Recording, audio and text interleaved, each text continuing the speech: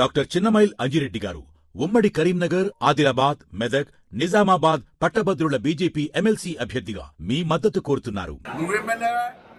మీ చెల్ల MLC, MP, మీ బావ బామర్లో MLA, మీ సన్నకు కొడుకు బియ్యం కొడుకు ఆయన ఎంపీ, ఎవరు వీళ్ళుగా ఉద్యమకాలందరి పక్క పడుతుంది.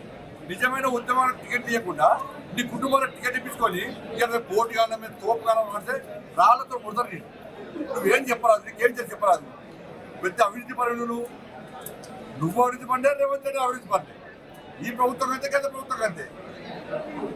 ఇలా రేవంత్ కాంగ్రెస్ పార్టీని కొట్టాడేది మేము, కాంగ్రెస్ పార్టీకి సవాల్ ఇచ్చేది మేము, ఇలా ఎమ్మెల్సీ ఎన్నికల్లో గెలిచేది మేము. నీకు ఎమ్మెల్సీ అభ్యర్థిగా లేరు, నీకు ఓటేయడానికి ప్రజలు సిద్ధంగా లేరు. ప్రధాన ప్రతిపక్ష నాయకుడిని అయ్యవై ఫాములో తాగిమంటున్నాడు, అసెంబ్లీకి రాడు. వాళ్ళ ప్రధాన ప్రతిపక్ష నాయకుడు చెప్పుకుంటారు. మీరు వాళ్ళు ఒకటి.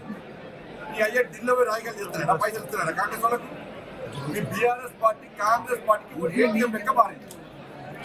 ఎప్పుడు అవమానం పైసలు అవసరం ఉంటే, సొంత పాకెట్ మనీ అవసరం ఉంటే అప్పుడు మీ స్కామ్లు బయట పెడుతున్నారు, వాళ్ళకి క్లోజ్ చేస్తున్నారు.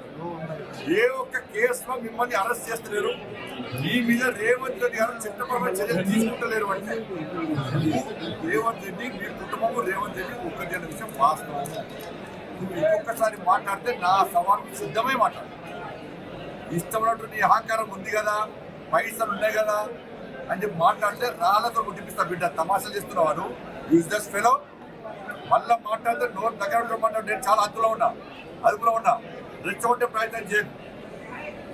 నీకు నోరు ఉంది కదా, పైసలు ఉన్నాయి కదా, నీ అయ్యున్నాడు కానీ మాట్లాడితే మాకు మా పార్టీ ఉంది, మా పార్టీ కార్యకర్తలు చలో బలప్రదర్శన సిద్ధమని చెప్పు.